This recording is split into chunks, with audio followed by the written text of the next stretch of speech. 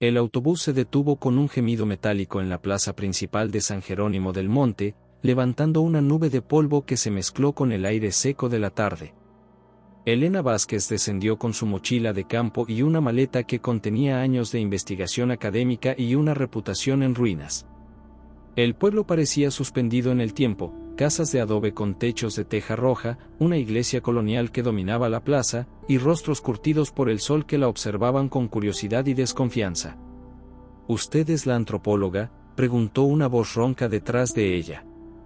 Elena se giró para encontrarse con un hombre de mediana edad, piel morena y ojos que parecían guardar secretos. Vestía jeans desgastados y una camisa de trabajo manchada de tierra. Soy Elena Vázquez.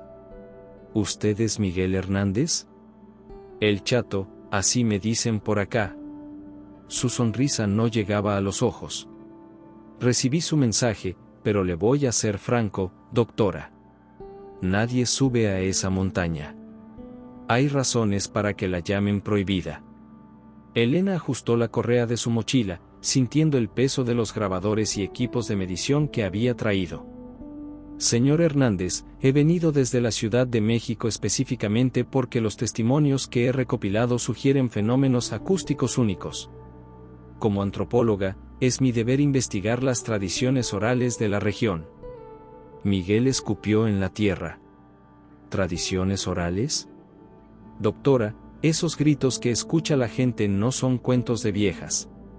Son reales, y los que han subido a investigar. Se detuvo, mirando hacia la montaña que se alzaba imponente al oriente del pueblo, sus picos envueltos en una bruma perpetua que parecía absorber la luz del sol. ¿Qué pasa con los que suben?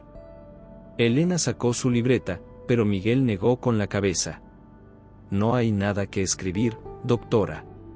Solo que algunos no bajan. En ese momento, el rugido de un motor interrumpió la conversación. Un jeep rojo se detuvo bruscamente frente a ellos, y de él descendió una mujer joven con cabello negro recogido en una cola de caballo y una cámara profesional colgando del cuello. Elena Vázquez, preguntó con una sonrisa confiada.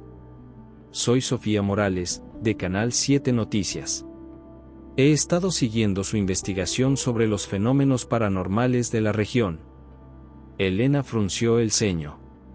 No he hablado con ningún medio de comunicación sobre esto.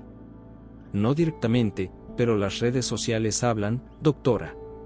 Los testimonios que ha estado recopilando han llegado a mis fuentes. Sofía se acercó a Miguel. Usted debe ser el guía local. Necesito que me lleve a la montaña. Estoy dispuesta a pagar bien. Miguel retrocedió como si hubiera visto una serpiente. No, señorita. Ya le dije a la doctora, nadie sube ahí. Busquen otro lugar para sus investigaciones. Señor Hernández, Elena intervino, entiendo sus reservas, pero he venido preparada. Tengo equipo especializado, experiencia en campo, y... Vaciló un momento, necesito esta investigación. Había algo en su voz, una desesperación apenas contenida, que hizo que Miguel la mirara con más atención. ¿Por qué es tan importante para usted? Elena cerró los ojos un momento. Porque mi carrera académica depende de ello. Cometí un error en mi última investigación, publiqué conclusiones erróneas sobre un sitio arqueológico en Oaxaca. La comunidad científica me ha dado la espalda. Esta investigación es mi oportunidad de redimirme. Sofía aprovechó el momento. Y yo puedo ayudarla a que su investigación tenga el impacto que merece. La cobertura mediática adecuada puede rehabilitar su reputación. Miguel los observó a ambas, luego dirigió la mirada hacia la montaña. El sol comenzaba a ponerse, tiñendo las nubes de un color rojizo que parecía sangre. Está bien, dijo finalmente, pero con condiciones. Nada de subir de noche, nada de separarse del grupo, y si yo digo que nos vamos, nos vamos. Sin discusiones. Acordado, dijeron Elena y Sofía al unísono. Esa noche, Elena se hospedó en la única posada del pueblo, un edificio de 2 pisos con paredes gruesas y ventanas pequeñas. Su habitación daba hacia la montaña, y mientras organizaba sus notas y revisaba el equipo, no podía dejar de mirar hacia esa masa oscura que se alzaba contra el cielo estrellado. Cerca de la medianoche, cuando el pueblo había caído en un silencio profundo, lo escuchó por primera vez. Un grito desgarrador, inhumano, que parecía surgir de las entrañas mismas de la montaña. No era el aullido de un animal ni el lamento de una persona. Era algo más primitivo, más terrible.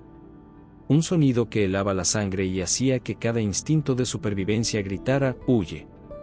Elena se levantó de la cama, temblando, y se acercó a la ventana. A lo lejos, pudo ver una luz tenue en la ventana de otra habitación de la posada. Sofía también estaba despierta. El grito se repitió, más largo esta vez, como si la montaña misma estuviera llorando. Y en ese momento, Elena supo que había encontrado algo mucho más grande y más peligroso de lo que había imaginado. La mañana llegó con el aroma a café de olla y el sonido de las campanas de la iglesia llamando a misa. Elena bajó al comedor de la posada con ojeras profundas y las manos aún temblorosas por lo que había escuchado durante la noche. Sofía ya estaba ahí, tomando notas en su libreta mientras desayunaba huevos rancheros. ¿También lo escuchaste?, preguntó Elena, tomando asiento frente a ella. Toda la noche. Grabé todo lo que pude con mi teléfono, pero la calidad del audio es terrible. Necesitamos acercarnos más. Sofía le mostró la pantalla de su celular, donde las ondas de sonido aparecían como picos erráticos. ¿Qué opinas como antropóloga?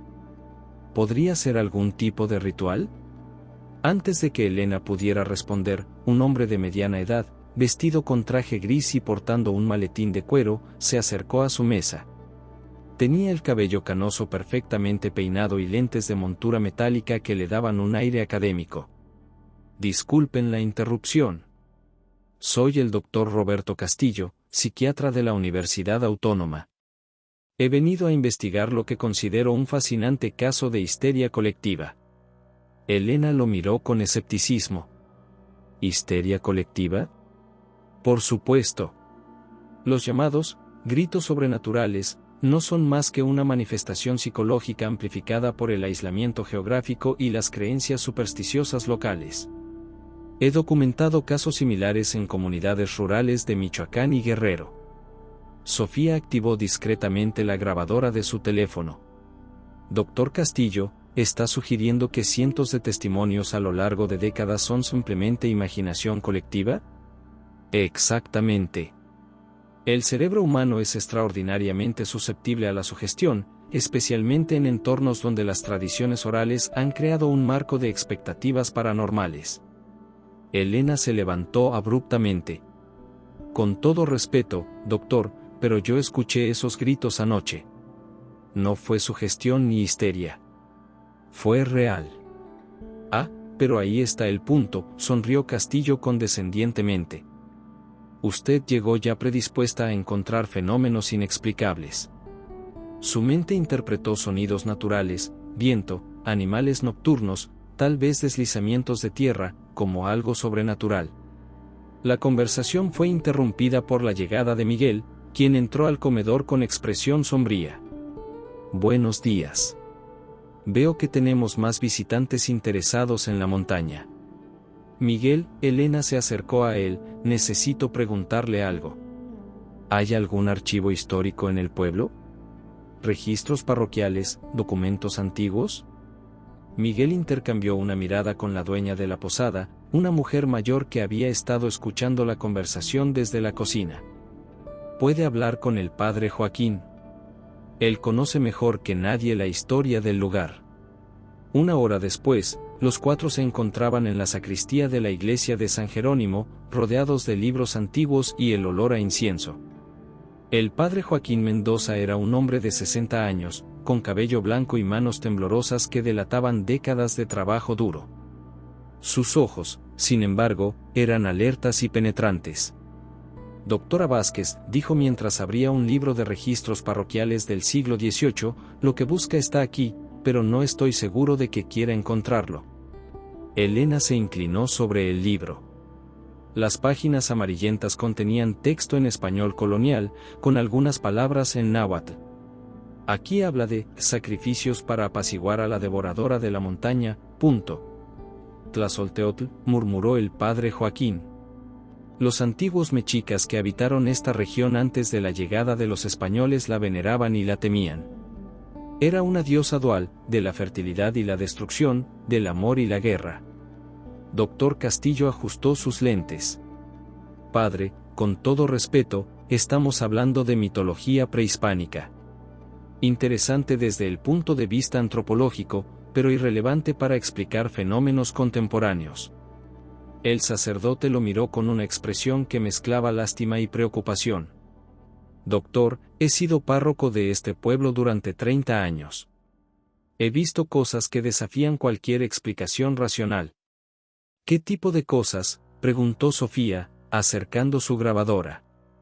Excursionistas que suben llenos de vida y bajan, cambiados. Algunos no bajan en absoluto. Hace 3 meses encontramos a un joven de la Ciudad de México al pie de la montaña.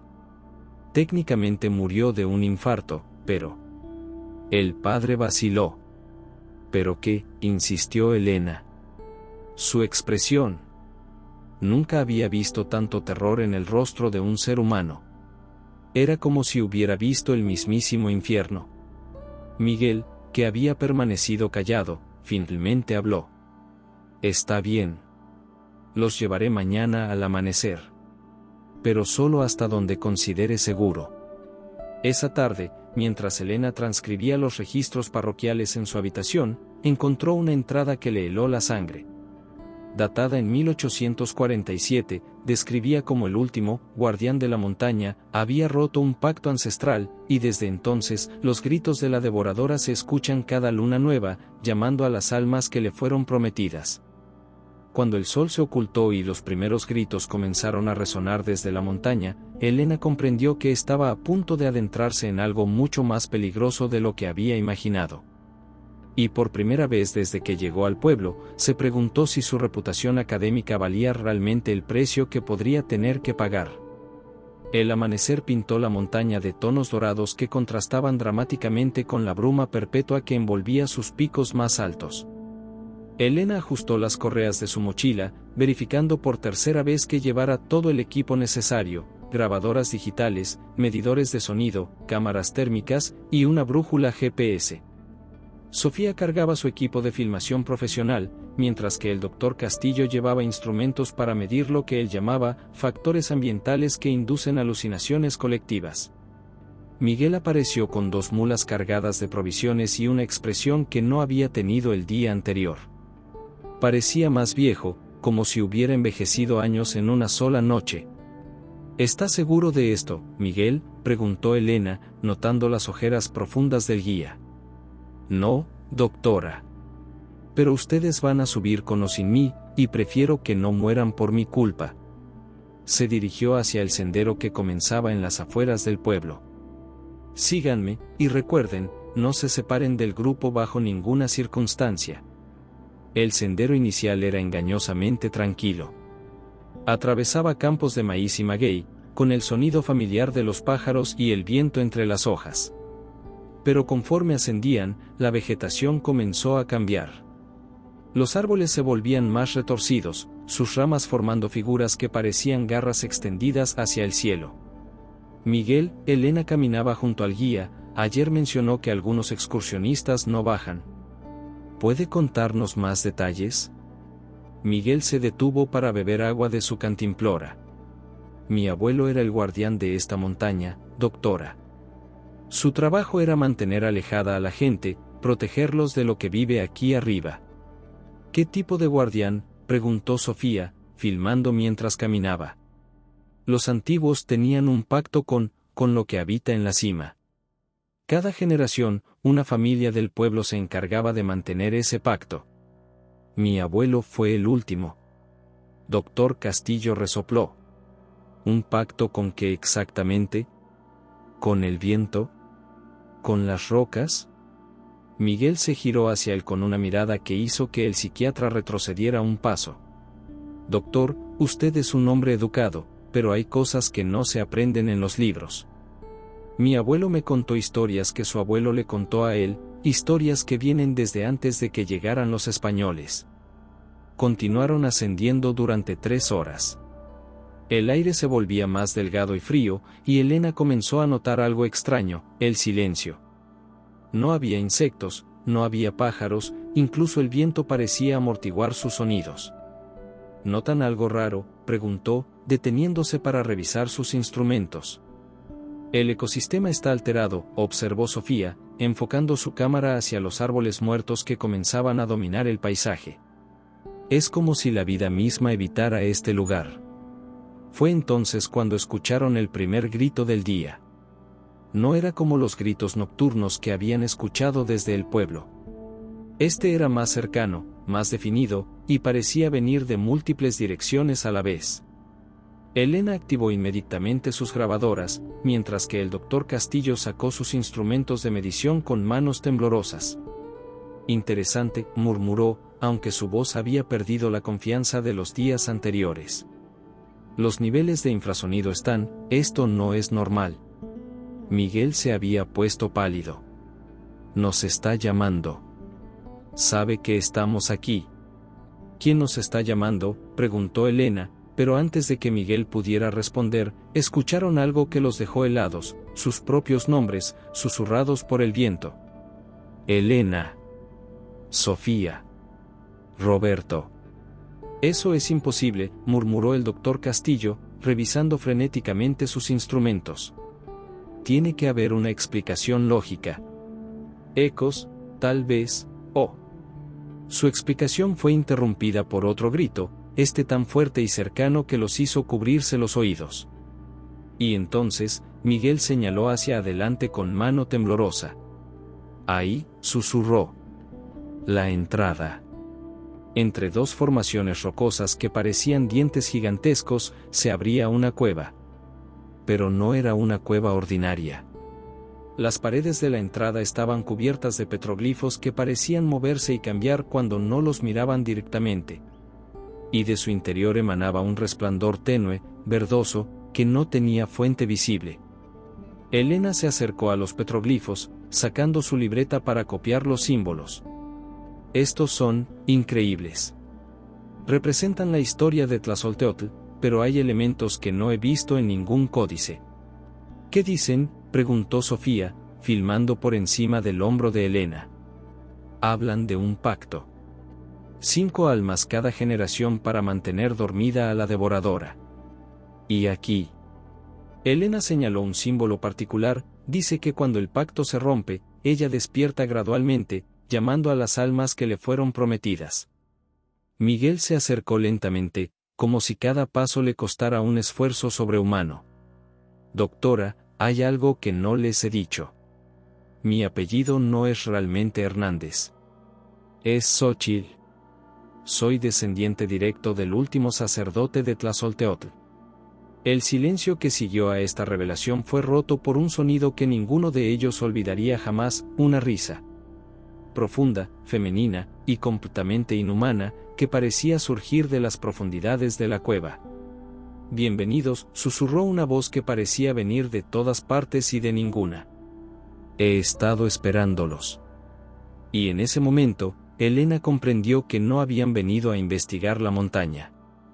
Habían sido atraídos hacia ella.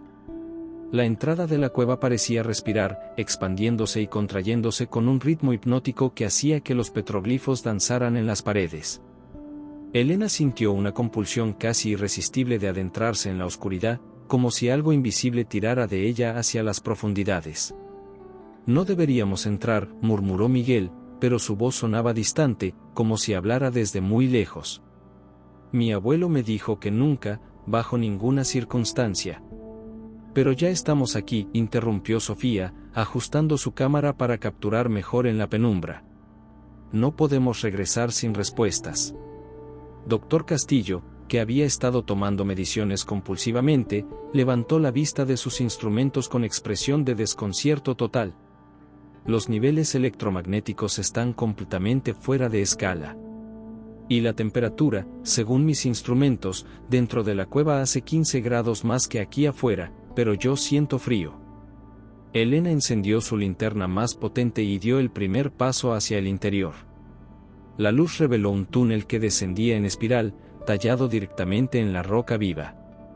Las paredes estaban cubiertas de murales que parecían contar una historia, pero los colores eran imposibles, rojos que pulsaban como sangre viva, azules que parecían profundidades oceánicas, y un negro que absorbía la luz de las linternas. Estos murales, susurró Elena, acercándose a examinarlos, representan el mito de la creación según los mexicas, pero hay elementos que no aparecen en ningún códice conocido. En el primer mural, una figura femenina de múltiples rostros emergía de un lago de sangre, rodeada de guerreros que le ofrecían corazones humanos. En el segundo, la misma figura devoraba a los guerreros, creciendo en tamaño hasta dominar toda la imagen. El tercer mural mostraba a la entidad siendo encadenada por sacerdotes, pero sus ojos seguían brillando con una luz malévola. Miren esto, Sofía había avanzado más rápido que los demás y ahora filmaba algo más adelante. El túnel se abre en una cámara enorme. Cuando el grupo se reunió en la entrada de la cámara, el espectáculo que los recibió los dejó sin aliento. Era un templo subterráneo perfectamente conservado, con columnas talladas que se alzaban hacia un techo tan alto que sus linternas no podían iluminarlo completamente. En el centro, un altar de piedra negra estaba rodeado por 5 estatuas que representaban figuras humanas en poses de terror absoluto. Dios mío, murmuró el doctor Castillo, esto debe tener más de 500 años. ¿Cómo es posible que esté en tan perfecto estado de conservación? Miguel se había quedado paralizado en la entrada. No deberíamos estar aquí. Esto es sagrado. Esto es. Sus palabras fueron interrumpidas por un sonido que hizo que todos se giraran hacia las paredes del templo. Los murales se estaban moviendo. No era una ilusión óptica ni un truco de la luz. Las figuras pintadas en las paredes literalmente cobraban vida, moviéndose de un panel a otro como si fueran actores en una obra de teatro macabra. Elena se acercó a una de las paredes, fascinada a pesar del terror que sentía. Es imposible. Los pigmentos no pueden hacer esto. Doctora, la voz de Miguel sonaba estrangulada, lea las inscripciones del altar. Díganos qué dicen. Con manos temblorosas, Elena se acercó al altar de piedra negra.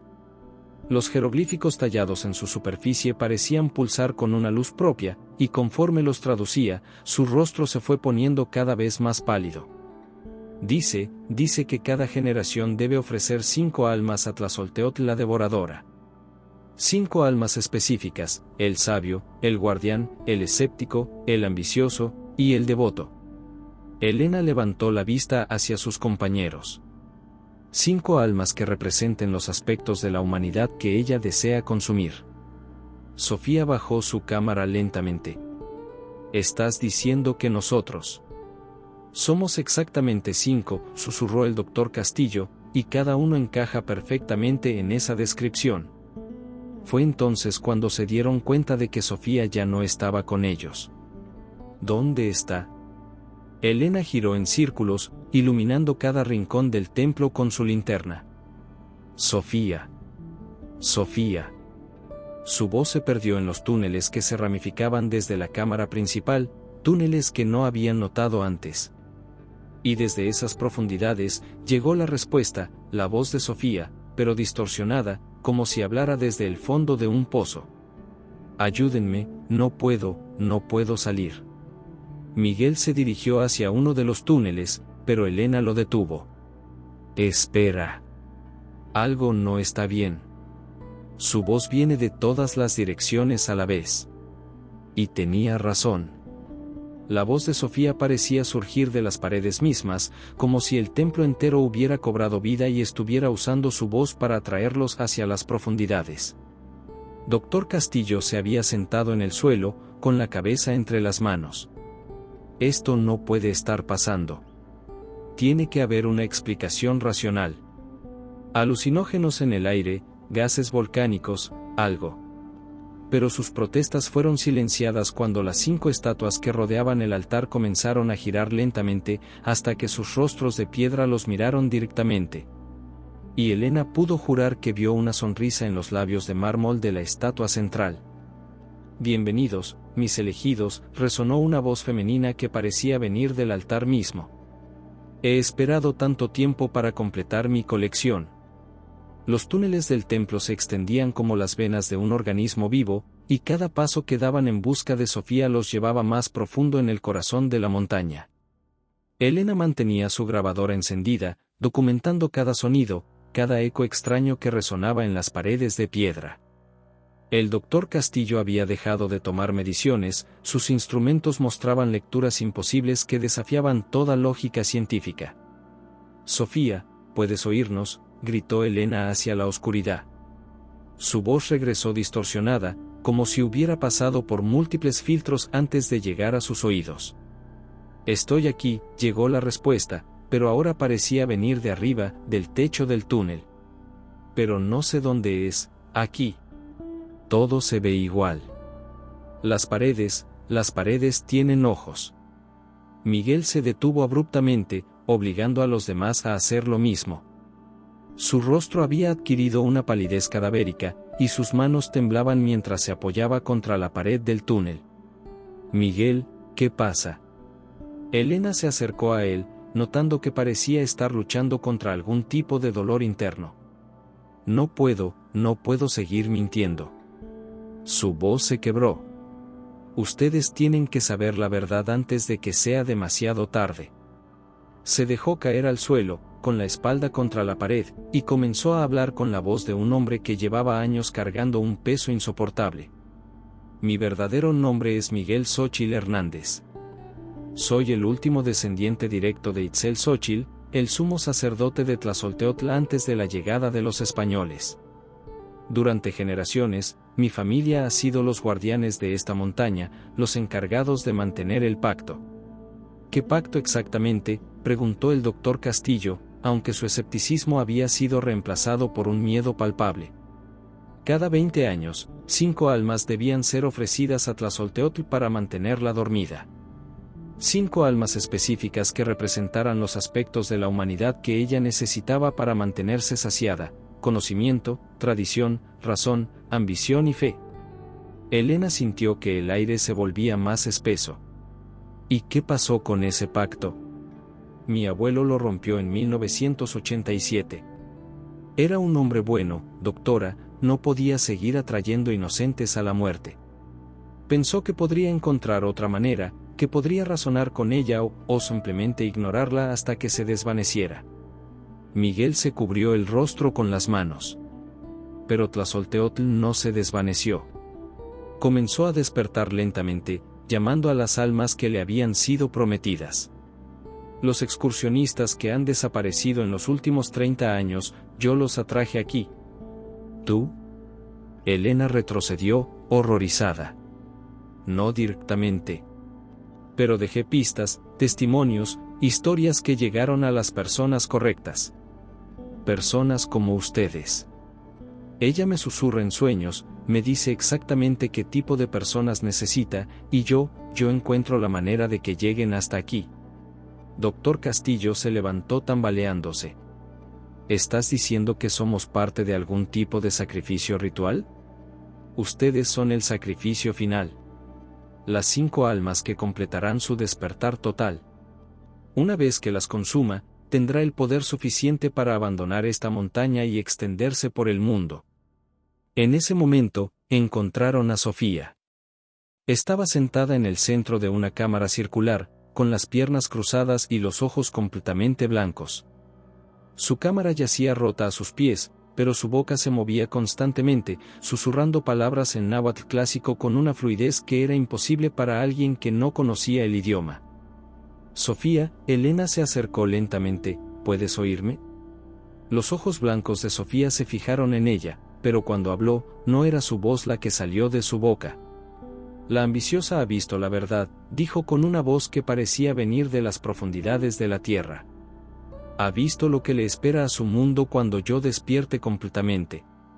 Ha visto las ciudades en llamas, los cielos teñidos de sangre, la humanidad arrodillada ante mi poder». Elena retrocedió, pero la cosa que había sido Sofía continuó hablando. Tú, la sabia, has venido buscando redención por tus errores pasados. Pero no hay redención para aquellos que desafían el orden natural. Tu conocimiento me pertenece ahora. Se giró hacia Miguel. Y tú, el último guardián, has cumplido tu propósito. Has traído exactamente lo que necesitaba. Finalmente, sus ojos sin pupilas se fijaron en el doctor Castillo. El escéptico. El que niega lo que no puede comprender. Tu mente racional será particularmente deliciosa cuando la quiebre. Doctor Castillo comenzó a reír, una risa histérica que resonó en las paredes de la cámara. Esto no puede estar pasando. Esto no puede estar pasando. Soy un hombre de ciencia, esto es imposible, esto es. Su risa se cortó abruptamente cuando se dio cuenta de que su sombra en la pared se movía independientemente de su cuerpo, gesticulando y retorciéndose como si tuviera vida propia. Solo falta uno, susurró la voz que salía de Sofía. El devoto. El que cree en un poder superior. Cuando él llegue, podremos comenzar la ceremonia final. Y como si hubiera sido invocado por sus palabras, escucharon pasos que se acercaban por el túnel. Pasos lentos, pesados, acompañados del sonido de una respiración laboriosa. El padre Joaquín apareció en la entrada de la cámara, con su sotana rasgada y el rostro marcado por arañazos que parecían autoinfligidos. Perdónenme, susurró, pero no pude resistir su llamado. Ella me ha estado hablando durante años, y finalmente tuve que venir. Elena comprendió con horror absoluto que no habían sido atraídos a la montaña por casualidad. Habían sido cuidadosamente seleccionados, manipulados y guiados hacia este momento exacto. Y ahora, los 5 estaban reunidos en el corazón de la montaña, exactamente como Tlazolteotl había planeado desde el principio. La cámara circular comenzó a transformarse ante sus ojos. Las paredes de piedra se volvieron translúcidas, revelando formas que se movían en su interior como si la roca misma fuera un organismo vivo. El aire se espesó hasta volverse casi sólido, y cada respiración requería un esfuerzo consciente. Sofía se levantó lentamente, sus movimientos mecánicos y antinaturales, como una marioneta controlada por hilos invisibles. Cuando habló, su voz se había multiplicado, como si un coro de voces femeninas hablara a través de ella. 500 años, murmuró, 500 años esperando este momento. 500 años de hambre, de sueños interrumpidos, de promesas rotas. El padre Joaquín se había arrodillado en el centro de la cámara, con las manos entrelazadas en oración, pero las palabras que salían de sus labios no eran latín ni español. Era náhuatl antiguo, una letanía que parecía invocar fuerzas que habían estado dormidas durante siglos. Padre, ¿qué está haciendo? Elena trató de acercarse a él, pero una fuerza invisible la mantuvo en su lugar. Está completando el ritual, respondió Miguel, con voz hueca. Es lo que ella quería desde el principio. No solo nuestras almas, sino nuestra participación voluntaria en nuestro propio sacrificio. Doctor Castillo había comenzado a reír de nuevo, pero ahora su risa tenía un tono histérico que helaba la sangre. ¿Saben qué es lo más gracioso? Que tenía razón desde el principio. Todo esto es una alucinación colectiva. Tiene que serlo. Porque si no lo es, entonces todo en lo que he creído durante 50 años es una mentira. Doctor, Elena trató de mantener la calma, necesito que se concentre. Necesitamos encontrar una manera de salir de aquí. Pero antes de que pudiera responder, la transformación final comenzó. El suelo de la cámara se agrietó, y de las fisuras emergió una luz verdosa que pulsaba como un corazón gigantesco. La temperatura aumentó dramáticamente, y el aire se llenó de un aroma que mezclaba incienso, sangre y algo más primitivo, más terrible. Y entonces, ella apareció. Tlazolteotl no era como las representaciones de los códices antiguos. Era mucho más grande, mucho más terrible. Su forma cambiaba constantemente, a veces era una mujer hermosa con cabello que fluía como agua, otras veces era una criatura grotesca con múltiples rostros que reflejaban cada emoción humana llevada al extremo. Sus ojos eran pozos de oscuridad que parecían contener galaxias enteras, y cuando hablaba, su voz resonaba no solo en el aire, sino en los huesos mismos de quienes la escuchaban. Mis elegidos, dijo, y cada palabra hizo que las paredes de la cámara temblaran, han venido exactamente como lo planeé. El sabio que busca redención, el guardián que carga con la culpa de generaciones, el escéptico cuya mente racional se quiebra ante lo incomprensible, el ambicioso que ve oportunidades donde otros ven peligro, y el devoto cuya fe lo ha traído directamente a mis brazos. Elena sintió que su mente era invadida por imágenes que no eran suyas, visiones de ciudades en llamas, de océanos que se volvían rojos como la sangre, de la humanidad arrodillada ante un poder que no podía comprender ni resistir. Esto es lo que sucederá cuando despierte completamente, continuó Tlazolteotl. Su mundo se convertirá en mi jardín, y cada alma humana será una flor que podré cortar cuando me plazca. Miguel dio un paso adelante, con el rostro surcado por lágrimas. Hay otra manera. Tiene que haberla.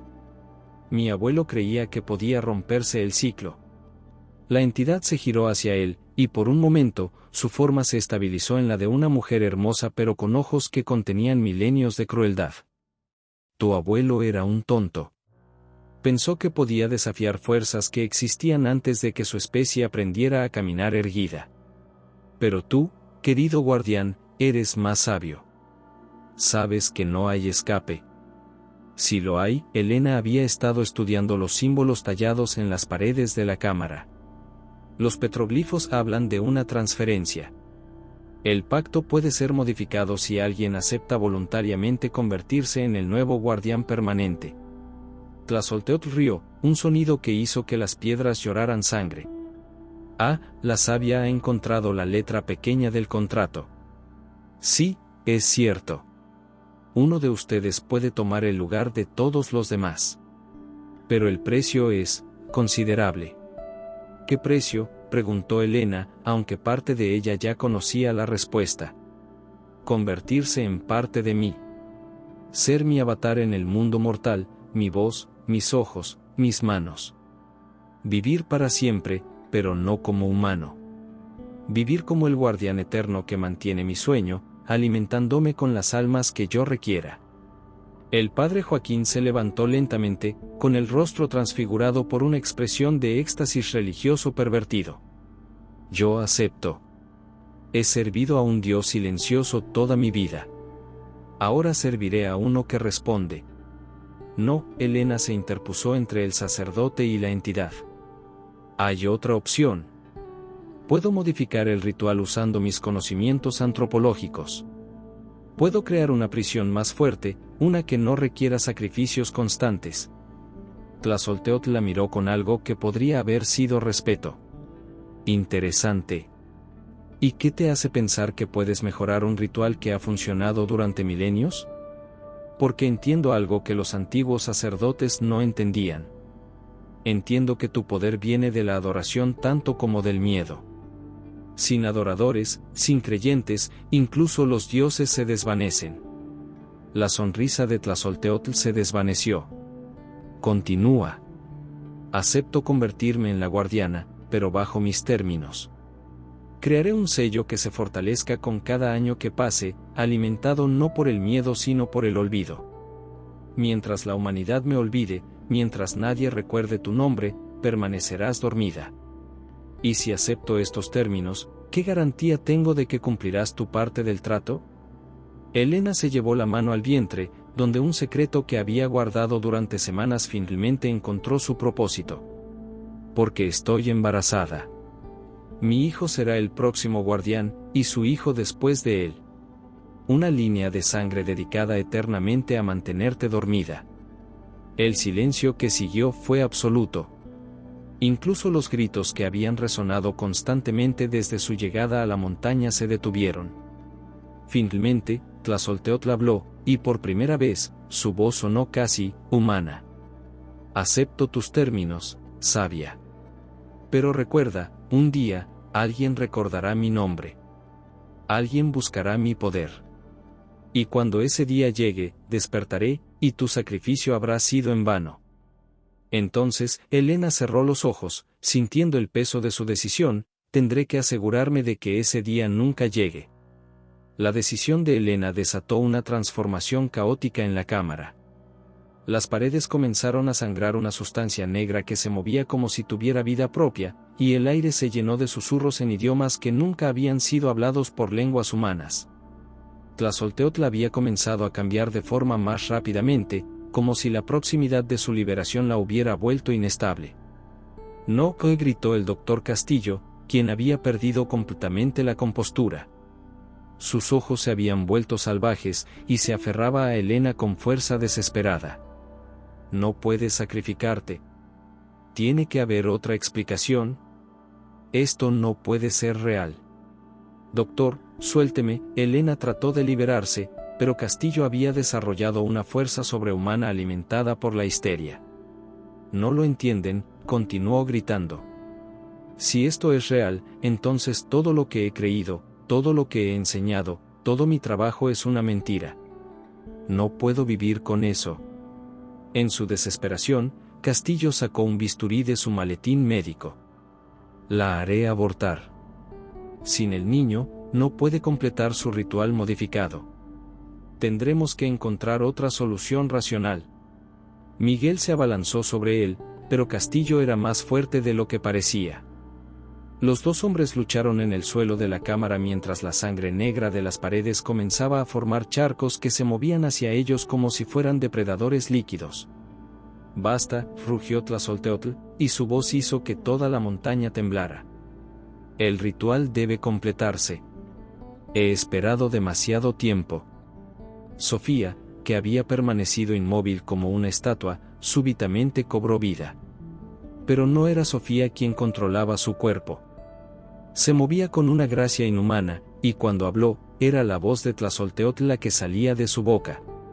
Miren lo que les mostraré, dijo, y sus ojos se volvieron como espejos que reflejaban visiones del futuro. Vean lo que sucederá si no completan el ritual correctamente. Las visiones golpearon a todos simultáneamente. Elena vio ciudades enteras consumidas por una plaga de locura, donde los humanos se devoraban unos a otros en un frenesí de violencia sin sentido. Miguel vio a su pueblo natal convertido en un cementerio, con los cuerpos de los niños apilados como leña. El padre Joaquín vio iglesias ardiendo mientras sus feligreses se postraban ante altares dedicados a la devoradora. «Deténgalo», gritó Elena, pero las visiones continuaron. Vio a su hijo nonato creciendo en un mundo donde la humanidad había perdido toda esperanza, donde el cielo permanecía eternamente rojo y los océanos habían sido reemplazados por mares de sangre. Doctor Castillo, confrontado con la evidencia irrefutable de que sus creencias racionales eran inadecuadas para explicar la realidad, sufrió una ruptura psicótica completa. Comenzó a reír y llorar simultáneamente, mientras repetía fórmulas científicas como si fueran mantras protectores. La conservación de la energía. La segunda ley de la termodinámica. La navaja de Occam, gritaba, mientras su mente se fragmentaba ante la imposibilidad de reconciliar lo que veía con lo que había creído durante toda su vida. Fue entonces cuando el padre Joaquín tomó una decisión que cambiaría todo. «Yo me sacrificaré», gritó, arrojándose hacia el altar de piedra negra que había aparecido en el centro de la cámara. «He servido a Dios toda mi vida, pero Él nunca me respondió. Al menos ella me habla». Pero Miguel lo interceptó en el aire, y ambos hombres cayeron pesadamente sobre el altar. El impacto activó algo en la piedra antigua, y comenzaron a emerger tentáculos de sombra que se enroscaron alrededor de ambos hombres. «No». Elena corrió hacia ellos, pero Tlazolteotl la detuvo con un gesto. «Deja que elijan su propio destino, sabia. El guardián y el devoto han decidido completar el sacrificio juntos. Su sangre combinada será suficiente para modificar el ritual según tus términos». Elena vio con horror cómo los tentáculos de sombra comenzaban a drenar la vida de ambos hombres. Miguel la miró con ojos que se apagaban lentamente. «Doctora», susurró con su último aliento, «cuide bien de su hijo. Asegúrese de que nunca olvide por qué debe mantener el secreto». El padre Joaquín, con el rostro transfigurado por una expresión de paz terrible, murmuró una última oración: «Perdóname, padre, porque sé exactamente lo que hago». cuando ambos hombres murieron, sus cuerpos se desintegraron en partículas de luz que fueron absorbidas por el altar. La piedra negra comenzó a brillar con una luz que dolía mirar directamente, y Tlazolteotl emitió un grito de triunfo que hizo que toda la montaña se estremeciera. «Está hecho», rugió. «El ritual está completo. Ahora, sabia, cumple tu parte del trato». Helena se acercó al altar, sintiendo como el poder de la entidad la envolvía como un manto de hielo y fuego. Colocó sus manos sobre la piedra negra, sintiendo inmediatamente cómo su esencia comenzaba a fusionarse con algo mucho más antiguo y poderoso que ella. «Pero antes», dijo Helena, con una voz que ya no sonaba completamente humana, «necesito hacer una modificación final al ritual». Usando sus conocimientos antropológicos y el poder que ahora fluía a través de ella, Helena comenzó a tallar nuevos símbolos en el altar. No eran jeroglíficos mexicas tradicionales, sino una combinación de escrituras de múltiples culturas, maya, zapoteca, olmeca, incluso elementos de escrituras que habían sido olvidadas por la historia. «¿Qué estás haciendo?», preguntó Tlazolteotl, y por primera vez en milenios, había incertidumbre en su voz. «Estoy creando un sello multicultural», explicó Helena, mientras sus dedos sangraban al tallar los símbolos en la piedra. «Un sello que se fortalecerá no solo con el olvido de tu nombre en náhuatl, sino con el olvido de tu existencia en todas las lenguas de América. Mientras ninguna cultura te recuerde, permanecerás dormida». Eso no era parte del trato. El trato era que me convertiría en tu guardiana bajo mis términos. Helena sonrió, aunque la sonrisa estaba teñida de una tristeza infinita. «Estos son mis términos». Doctor Castillo, que había estado observando todo en un estado de shock catatónico, súbitamente se levantó. Su mente rota había encontrado una nueva obsesión: documentar lo imposible.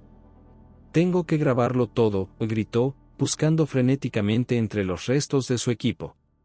«Tengo que probar que esto sucedió. La ciencia debe saber». «No», Helena lo miró con ojos que ya comenzaban a brillar con una luz sobrenatural. «Nadie debe saber. Ese es el punto». Con un gesto de su mano, todos los dispositivos de grabación en la cámara se desintegraron. Las cámaras de Sofía, las grabadoras de Helena, los instrumentos de Castillo, todo se convirtió en polvo. «No puedes hacer esto». Castillo se abalanzó hacia ella, pero una barrera invisible lo detuvo. «El mundo tiene derecho a saber. La verdad debe ser revelada». «La verdad», dijo Helena, mientras su transformación se aceleraba, «es que algunas cosas deben permanecer ocultas para proteger a la humanidad de sí misma». Sofía, liberada finalmente del control de Tlazolteotl, recuperó la conciencia justo a tiempo para ver la transformación final de Helena. Su cuerpo se volvía translúcido, y a través de su piel se podían ver corrientes de energía que pulsaban como ríos de luz. «Helena», susurró, «¿qué te está pasando?». «Me estoy convirtiendo en algo más que humano, pero menos que divino», respondió Helena, con una voz que ahora resonaba con ecos de poder ancestral. «Me estoy convirtiendo en la guardiana eterna». Tlazolteotl, atrapada por el sello modificado, comenzó a desvanecerse. Pero antes de que su forma se disolviera completamente, pronunció una maldición final: «Un día, guardiana, alguien recordará. Alguien buscará poder, y cuando lo haga, encontrará mi nombre en los lugares más oscuros de la historia humana. Y cuando eso suceda, tu sacrificio habrá sido en vano». Entonces, Helena cerró los ojos mientras completaba su transformación. «Tendré que asegurarme de que los lugares más oscuros permanezcan en la oscuridad». La cámara comenzó a colapsar, pero no de manera destructiva. Se estaba reorganizando, convirtiéndose en algo nuevo, una prisión diseñada específicamente para contener a una diosa dormida y vigilada por su guardiana transformada. «Salgan», gritó Helena a Sofía y Castillo. «Salgan ahora, antes de que sea demasiado tarde». Los dos supervivientes corrieron hacia los túneles que los llevarían de vuelta a la superficie, perseguidos por el sonido de la montaña misma reorganizándose a su alrededor.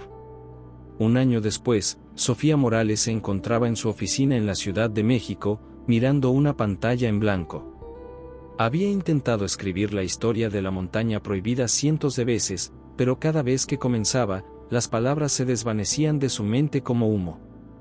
No era que hubiera olvidado lo que pasó. Los recuerdos estaban ahí, vívidos y terribles, pero cada vez que trataba de articularlos, de convertirlos en palabras que otros pudieran entender, algo en su mente se resistía. Era como si una parte de ella supiera que algunas historias no debían ser contadas. Su carrera había tomado un rumbo inesperado. En lugar de perseguir historias sensacionalistas, ahora se especializaba en documentar tradiciones culturales en peligro de extinción. Trabajaba incansablemente para preservar lenguas indígenas, rituales ancestrales y conocimientos tradicionales. Sus colegas lo atribuían a una nueva madurez profesional, pero Sofía sabía la verdad, estaba tratando de expiar una culpa que no podía explicar. Dr. Roberto Castillo había sufrido una transformación aún más dramática. El hombre que una vez había sido el escéptico más prominente del país ahora dirigía el Instituto de Investigación Paranormal de la Universidad Nacional. Sus antiguos colegas lo consideraban un charlatán, pero Castillo no parecía importarle. Había visto la verdad, y esa verdad había reconfigurado completamente su comprensión del mundo. Los fenómenos paranormales no son anomalías, escribió en su nuevo libro, son recordatorios de que nuestro entendimiento del universo es fundamentalmente incompleto. La ciencia no debe temer lo inexplicable, debe abrazarlo como una oportunidad de expandir los límites del conocimiento humano. Pero incluso él, con toda su nueva apertura a lo sobrenatural, nunca hablaba específicamente de lo que había sucedido en la montaña. Cuando se le preguntaba directamente, sus ojos se volvían distantes y cambiaba de tema. En San Jerónimo del Monte, la vida había continuado con una normalidad superficial.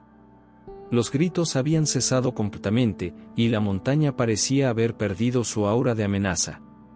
Los turistas ocasionales que llegaban buscando emociones sobrenaturales se marchaban decepcionados, reportando que el lugar era sorprendentemente tranquilo.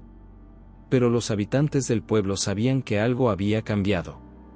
Lo sentían en el aire, en la forma en que los pájaros evitaban ciertas áreas de la montaña, en cómo los perros se negaban a ladrar después del anochecer. Era como si la montaña estuviera conteniendo la respiración. La iglesia tenía un nuevo párroco, un joven sacerdote de Guadalajara que había llegado lleno de energía y planes para revitalizar la comunidad.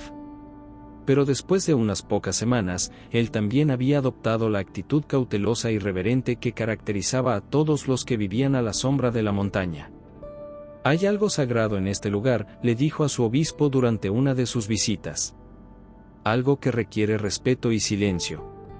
En la cima de la montaña, invisible para los ojos mortales, Elena mantenía su vigilia eterna. Su transformación había sido completa pero no total. Conservaba su conciencia humana, sus recuerdos, su amor por el hijo que crecía dentro de ella con una lentitud sobrenatural. Pero también había adquirido percepciones que trascendían lo humano, podía sentir cada pensamiento que se dirigía hacia la montaña, cada mención de su nombre en conversaciones lejanas, cada intento de investigar los eventos que habían ocurrido allí.